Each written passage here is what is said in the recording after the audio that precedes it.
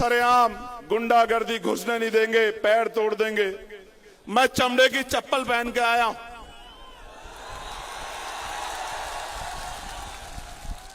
और भीम आर्मी का, आजाद समाज पार्टी का झंडा और डंडा दोनों इतने मजबूत हैं। और मैं बता देना चाहता हूं कि हम चमड़ा उतारना भी जानते हैं, उसका जूता बनाना भी जानते हैं और समय आने पर सर पे पटक के मारना भी जानते हैं। इस बात को भूले ना कोई भी। और प्यारे साथियों, मैं कहना नहीं चाहता, लेकिन यह भी सच है कि अगर सत्ता का संरक्षण कुछ लोगों को नहीं होता तो चंद्रशेखर आजाद को अपशब्द कहने से पहले शेर का दिल चाहिए। गीदड़ बिल्ले जो हैं वो चंद्रशेखर पे टिप्पणी नहीं कर सकते, लेकिन सत्ता के संरक्षण में ऐसे लोगों को बढ़ावा दिया गया कि वो इस तरह की टिप्पणी करके माहौल खराब कर सके। मैं ये भी जानता हूं कि उनके पीछे कौन है, मैं इस बात को जानता हूं, मेरी इंटेलिजेंस भी कम नहीं। मैं जानता हूं कि उनके पीछे कौन है और मैं उन तमाम साथियों को कहना चाहता हूं, मैं पहले तो उस भाई का धन्यवाद दूंगा। इसलिए धन्यवाद दूंगा क्योंकि उसकी बार बार के हमले ने, जो उसने लाइव आके किया, मेरे सोए हुए लोगों को जगाने का काम किया और बहुजन समाज के लोगों में भाईचारा पैदा करने का काम किया। मैं इसके लिए उस भाई का धन्यवाद देता हूं और उसको मैं ये बताना चाहता हूं, उसको भी, उसके आका को भी, कि याद रखना मेरा नाम एडवोकेट चंद्रशेखर आजाद है। मैं किसी का कर्ज उधार नहीं छोड़ता हूं। राजकाज बनने दो, सूद समेत अगर कर्ज नहीं उतारा तो मेरा नाम चंद्रशेखर आजाद नहीं, याद रखना। प्यारे साथियों, मैं इसलिए नहीं कहना चाहता उन लोगों पे कुछ भी क्योंकि वो एक सोची समझी साजिश से काम कर रहे हैं। उनको पता आजाद समाज पार्टी ताकत बना रही है और वो ये भी जानते हैं कि चंद्रशेखर आजाद और तमाम साथी आजाद समाज पार्टी के मरने मिटने को तैयार हैं, लेकिन बहुजन समाज के अधिकारों को छीनने नहीं देंगे। इसलिए वो जानबूझ के हमारे जो नौजवान शक्ति है उसको पथ भ्रष्ट करना चाहते हैं, उनका ध्यान इधर उधर करना चाहते हैं। मैं आपको कहना चाहता हूं, ऐसे किसी व्यक्ति पे मत ध्यान दो, अपने काम पे ध्यान दो। अगर आप मेरी बात पे पहरा देके अगले 6-7 महीने उस पे काम करते रहे, मैं गारंटी से कह सकता हूं कि पूरे उत्तर प्रदेश में किसी गरीब की तरफ आंख उठाने वाला कोई गुंडा बचेगा नहीं। मेरी बात को आप याद रखना। प्यारे साथियों, उत्तर प्रदेश के क्या हाल है? उत्तर प्रदेश में ऐलानिया कत्ल हो रहे हैं, ऐलानिया कत्ल। अभी बदायूं में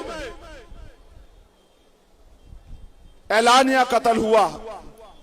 2 महीने पहले सुधीर गुप्ता जी ने एप्लीकेशन दी कि मेरी जान को खतरा है, मुझे धमकियां मिल रही है, लेकिन उस बात को नजरअंदाज कर दिया गया। तो जाके एक अपराधी ने 2 लोगों की सरेआम हत्या कर दी। ये ऐलानिया कत्ल उत्तर प्रदेश में हो रहे और मुख्यमंत्री कहते हैं कानून का राज स्थापित है। मेरी बात पर गौर करना साथियों। संभल में किशोरी के साथ गैंगरेप हुआ, कल मैंने ट्वीट किया था, और मुख्यमंत्री कहते हैं हर चौराहे पे यमराज खड़ा है। लेकिन यमराज जब गुंडे भारतीय जनता पार्टी से जुड़े हुए होते हैं तो यमराज छुट्टी पे चले जाते हैं। प्यारे साथियों, कब छाड़ के मां को मार दिया गया, बेटी को उठा ले जाया गया और बेटी का चीरहरण मीडिया के माध्यम से हुआ और उस परिवार से जो वादे किए थे वो पूरे नहीं किए। मैं जाऊंगा परिवार से मिलने, वहीं आंदोलन करूंगा, जब तक उस परिवार की मांगे पूरी नहीं होगी मैं नहीं बैठूंगा चैन से। और रामपुर के बिलासपुर में भी एक पुलिस की जवान के द्वारा गोली मार के हत्या कर दी गई थी, उनके साथ भी सरकार ने वादे किए थे। हाथरस के परिवार के साथ भी सरकार ने वादे किए थे, एक भी वादा पूरा नहीं किया। मैं विपक्ष के साथियों को भी कहना चाहता हूं कि जिस तरह खामनेई साहब ने बहादुरी दिखाते हुए शहादत कबूल की, आप भी डरो मत, मेरे साथ खड़े हो जाओ। इस भारतीय जनता पार्टी को 2027 में उखाड़ के फेंक देंगे हम लोग उत्तर प्रदेश से। आप डरो मत, विपक्ष के साथियों डरो मत, मुकाबला करो। शहादत जिनके हिस्से में शहादत आएगी, समाज उनको याद भूलेगा नहीं। और जो लोग अंदर से समझौता करके बीजेपी का काम करेंगे, समाज उनको भी भूलेगा नहीं। मेरी बात को आप याद रखना। प्यारे साथियों, शाहजहांपुर में पाल समाज के हमारे एक बुजुर्ग के कान पकड़वा के अपमानित करने का काम हुआ। यह है उत्तर प्रदेश की सरकार जो बहुजन समाज के लोगों को अपमानित करती है। इसलिए बहुत सारी घटनाएं जो मेरी जानकारी में है, भदोही में मामूली से हेडपंप के विवाद में जयसलाल सरोज जो चौकीदार थे, पेट्रोल डालकर जलाकर मार दिया। यह है कानून व्यवस्था। फर्रुखाबाद में नाबालिग दलित युवती को केरोसिन डालकर निर्मम हत्या कर दी गई। कानपुर में दलित बस्ती को जला दिया गया और महिलाओं के साथ मारपीट की गई, अभद्रता की गई।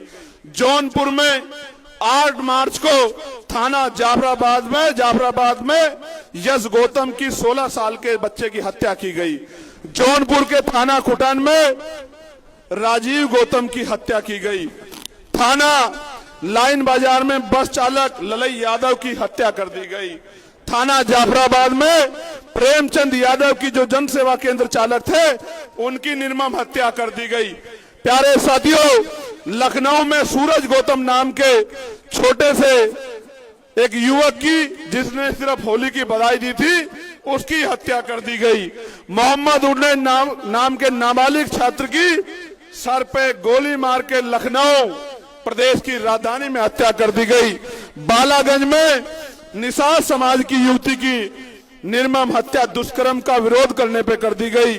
बाराबंकी में मोहम्मदपुर थाना क्षेत्र से 100 मीटर की दूरी पे निषाद समाज की बच्ची की पेट्रोल डालकर जिंदा जलाकर हत्या का मामला सामने आया। और प्रयागराज में दलित छात्रों के साथ भेदभाव का इतना बड़ा मामला सामने आया। ये सारी बातें इस बात की गवाही देती हैं कि उत्तर प्रदेश में, और छोड़िए, जिस तरह का घटनाक्रम आपने यहां देखा कि रोज सरेआम गुंडागर्दी घुसने नहीं देंगे, पैर तोड़ देंगे। मैं चमड़े की चप्पल पहन के आया,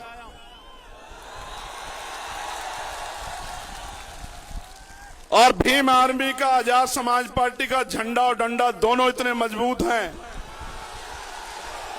और मैं बता देना चाहता हूं कि हम चमड़ा उतारना भी जानते हैं, उसका जूता बनाना भी जानते हैं, और समय आने पर सर पे पटक के मारना भी जानते हैं। इस बात को भूले ना कोई भी।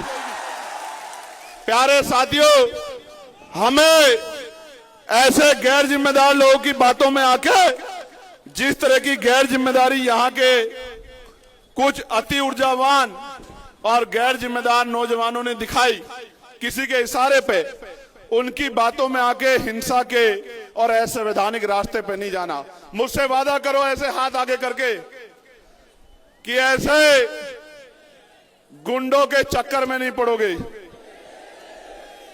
और अनुशासन में रह के संवैधानिक दृष्टिकोण से महापुरुषों के रास्ते पे चलने का काम करोगे। पक्का?